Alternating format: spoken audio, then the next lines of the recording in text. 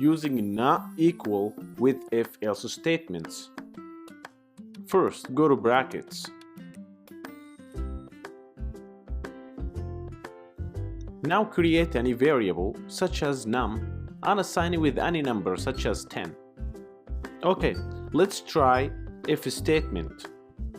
If num is not equal 5, colon.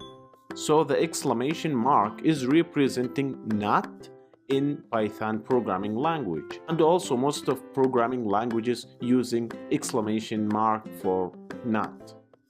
Then print num is not equal 5 and try that in terminal.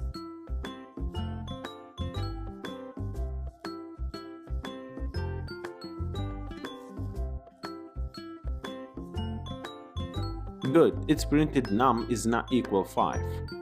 Okay, for now, let's clean up this and create a new variable such as num2 equal 15. Then use if statement.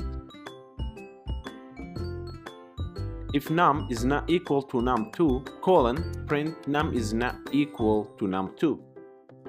Else, colon, print num equal to num2. Then try that in terminal.